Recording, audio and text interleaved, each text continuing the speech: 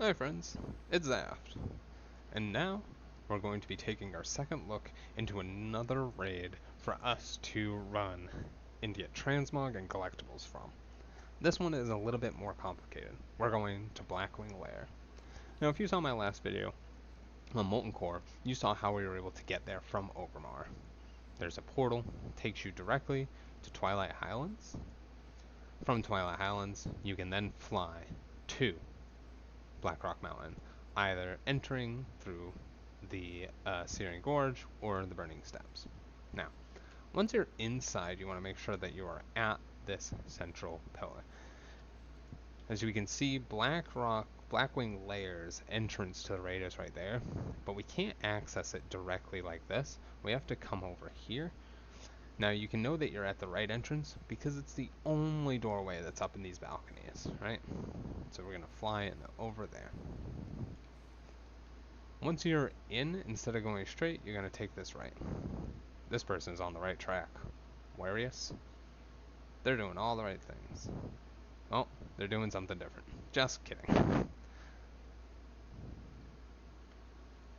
They're probably going to kill Scarshield Quartermaster and get some transmog. Good for them. Once you make it to the end of this hallway, you're going to touch this Orb of Command. It's going to bring up this prompt. Place your hand on the orb, and that takes you directly to Blackwing Lair. If you saw my Molten Core video, you saw that I talked to a guy and he could do the attunement. This one had the same kind of concept with attunements doing different things to access things, but all those things have been taken away. Now, welcome to Blackwing Lair. This first boss is going to be the most complex part of this dungeon because it works in a very ridiculous way. We're going to kill Blast. Grethork, the controller, and then we have to click on this. It's going to give us new actions.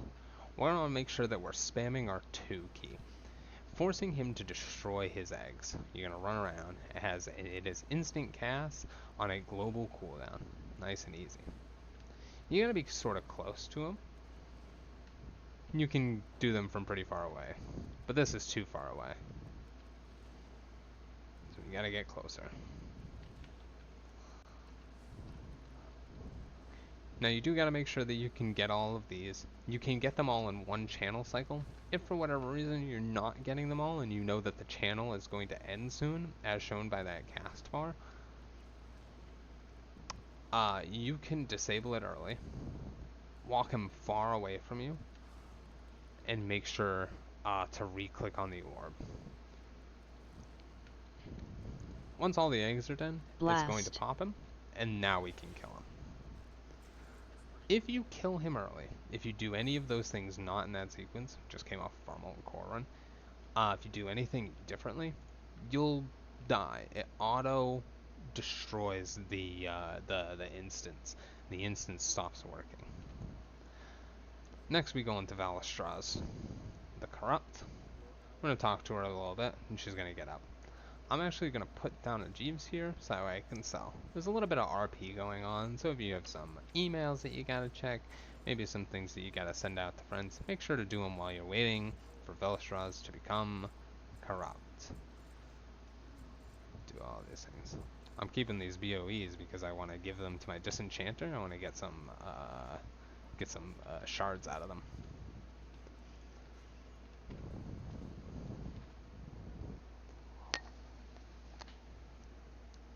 Water.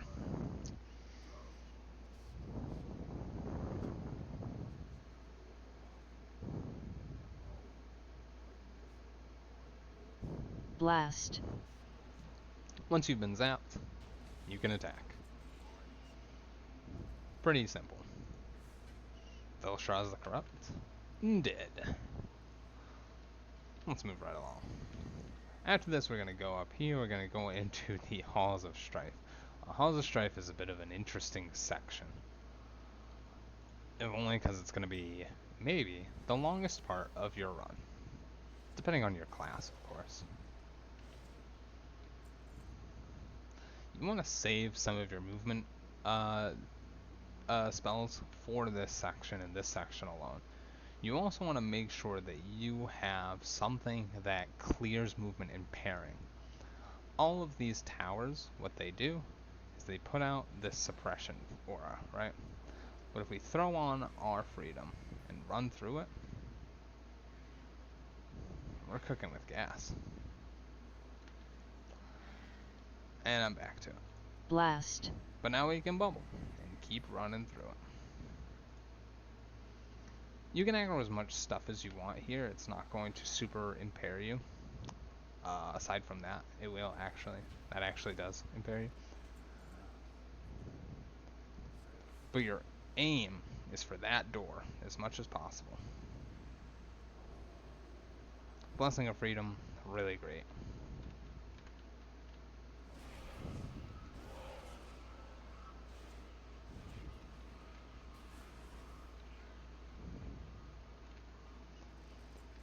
You can always check to make sure that you're good when you are out of combat. I did pick up something. This is an Elementium ingot. It's used for different crafting. Very important to get these from these mobs that are in this area. Oh, that's downstairs. I was like, there's a vendor in here? Since when? Now, there is a boss that pats up and down this. You might have seen some hardcore videos of people pulling Fire Maw a little too early. Maybe getting some bad RNG on that. That's okay. There are some of these. Let me point this out real quick. Blast. So spellbinders themselves, they're immune to magic. So you gotta make sure that you hit them with some sort of physical damage. Now, if you're a strict spellcaster, like a mage or something, all that you really gotta do is go up to them, hit them with your staff. Easy peasy. So we killed a couple of things. We killed Broodlasher, we killed Firemar, we just killed Ebon Rock. Nice and easy. Now Flamegore.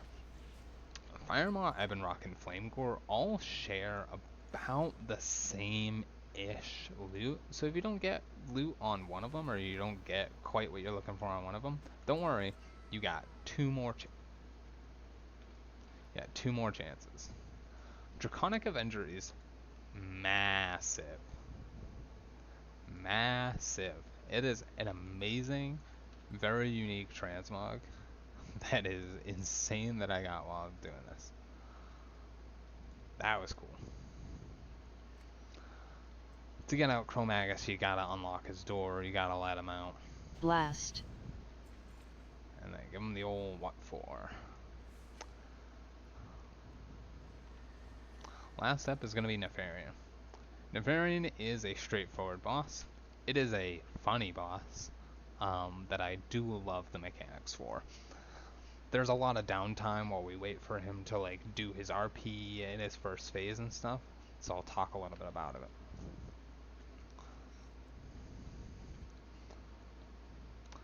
If you see anything where I'm like have to talk to something and it quickly goes through the dialogue options, that's an add-on called Quick Quest, which auto selects dialogue options if they're the only option. It sometimes gets me into trouble, but for the most part, pretty easy and pretty convenient to have. Now right here, I'm standing behind this pillar. I'm waiting for all of these guys to get up on top of me, because all I'm going to do Blast. is kill them and AoE them down like that. Super easy. These used to be part of a second phase where he would resurrect these skeletons. You kind of see reminiscence of that mechanic in Blackwing Descent, the Cataclysm raid that we'll get into at some point, right? But for right now, doesn't really matter. The fun mechanic that I am going to talk about right now is Nefarian's second phase. He has an ability where he handicaps and he disables your abilities or does something fun with your abilities depending on the class that you play. For example, Paladin, what they will do is they'll cast Blessing of Protection on him, which makes him immune to physical damage. The other thing that he does for some other ones is, for Hunters, he breaks your bow. For Evokers, he What does he do for evokers? He turns you into a whelpling. Well, that's like a little fun thing. He does like these little fun things. You can look them up on Wowhead and find them. But it's a funny mechanic, funny fight. Um, but pretty easy, pretty one-shottable, nice and easy to get through. I think we got a little bit of transmog off of him, a little bit of tier pieces. If you're looking for tier 1 and 2, Molten Core and Blackwing Lair is the way to go. I think it even says it on the set choices. You have Molten Core for tier 1, tier 2, Blackwing Lair. Next up is going to be AQ, but we're going to do Ruins of AQ. But before we go into the next one, I'll have to say goodbye in this one. Later. See you guys in the next one.